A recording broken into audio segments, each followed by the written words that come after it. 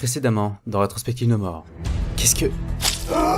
Au rapport M2. Chaîne réquisitionnée, monsieur. Vous devez transformer cette chaîne concurrente en chaîne de gaming oubliable. Compris, monsieur.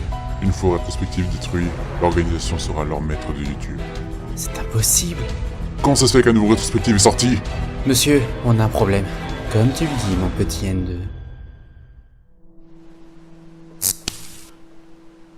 Hein? Où je suis? Pourquoi je peux plus bouger? Et qu'est-ce que c'est que ça? C'est parce que j'ai désactivé tes fonctions motrices secondaires, mon petit usurpateur. Mais c'est impossible, je t'ai égorgé. Tu m'as donc oublié. Je suis très déçu. Tu ne suis donc pas de l'assaut d'Android KON1 que j'ai subi dans mon univers? Tu es le cortex de l'univers YT1, n'est-ce pas? Enfin, tu fais marcher ta mémoire. C'est dommage que je dois te tuer une deuxième fois. Une deuxième fois? Tu m'as assez surpris par le fait que tu ne sois pas qu'un simple Android, mais un bio-Android équipé d'un cerveau humain. Ta mémoire flash a été du gâteau à effacer, mais ton cerveau résiste encore à mon virus. C'est pourquoi je t'ai concocté une petite vidéo pour te faire griller les neurones. Bonne mort.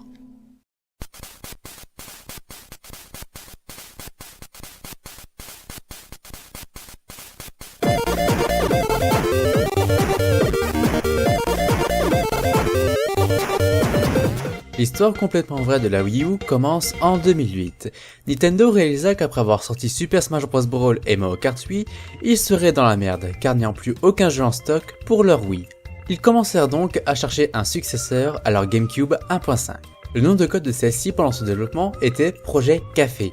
Bien que son processeur soit surnommé Espresso et sa carte graphique Latte, il est fortement déconseillé de se servir de sa Projet Café comme une dosette Senseo. Il y eut donc plusieurs prototypes à cette console. Le premier était une console plug and play à jeux intégrés à la façon de la Mega Drive de Sega, mais ce prototype fut rapidement abandonné du fait du trop mauvais rapport qualité-prix pour le consommateur. Un second prototype fut ni plus ni moins qu'une Wii incapable de se connecter à internet sans fil. Le but était de ressortir la Wii sous un nouveau nom et voir si quelqu'un aurait remarqué la supercherie. Bien entendu, cette idée est tellement idiote qu'ils n'ont évidemment jamais... Oh mon dieu, ils ont vraiment ressorti la Wii! Mais c'est quoi cette bande d'abrutes? Le troisième prototype, qui est le plus intéressant, était une console équipée d'un processeur 8 cœurs, d'une carte graphique Nvidia de dernière génération capable de supporter une résolution 4K nativement et permettant de streamer des jeux 3DS directement sur la télé. Le président de Nintendo fut tellement enthousiasmé par ce concept qu'il dit à l'ingénieur « Vous êtes viré ». Enfin, le quatrième prototype abandonné fut une console dématérialisée à programmer soi-même comme au bon vieux temps de l'Amstrad CPC. Cette idée était venue de l'engouement pour le rétro gaming et à l'idolâtrie des vieux jeux qui est de plus en plus croissante depuis la sortie de Pong. Finalement, ils décidèrent juste de faire une copie du manette Dreamcast qui fut appelée Wii U Gamepad par les nobles et Mablette par le peuple. Pour ne pas déranger la classe supérieure, nous utilisons le terme Wii U Gamepad afin de désigner la Mablette dans cette émission. Le Gamepad est unique en son genre, puisqu'il n'y en a qu'un seul par pack.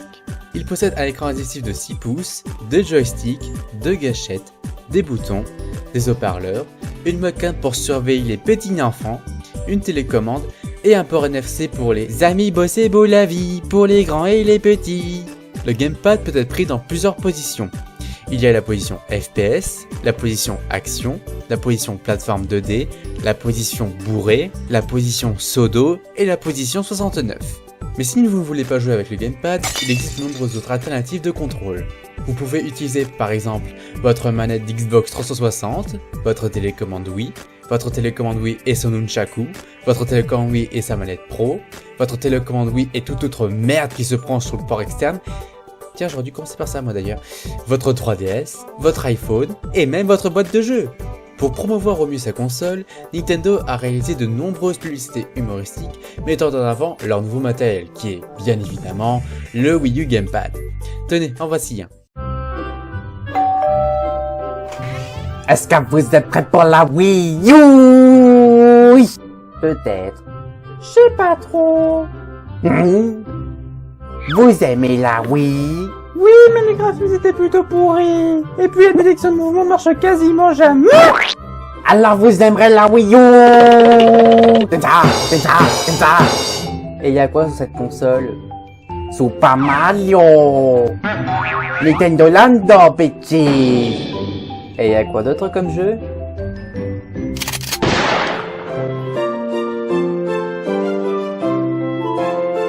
Sa publicité datant de 2013, il est évidemment faux que New Super Mario Bros. U et Nintendo Land soient les seuls jeux de qualité sur Wii U. Il y a également Zombie U, Mario Kart U, Super Smash Bros. U, Sonic U, Halo U et Fuck You. Grâce à sa ludothèque garnie et sa communication maîtrisée, la Wii U est un succès fracassant depuis sa sortie le 18 novembre 2012. Avec ses 2,3 consoles vendues au mois de son lancement et ses 2,4 consoles vendues par mois en moyenne, la Wii U est la console la plus vendue de cette génération avec actuellement un parc de 41,9 consoles dans le monde, alors que ses concurrentes, la PS4 et la Xbox One, ne se sont vendues qu'à, respectivement, 19,1 et 11,3 consoles dans le monde.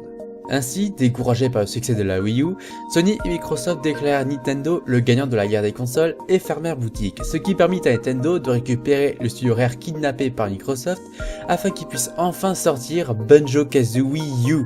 Comme vous l'aurez compris, le futur s'annonce brillant pour Nintendo, puisqu'ils sont de nouveau dans la merde après avoir sorti un Mario Kart et un Smash Bros sur leur nouvelle console.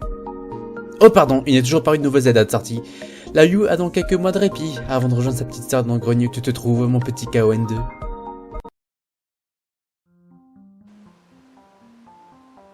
Voilà ce qui se passe quand on s'en prend à moi. Un Kéron.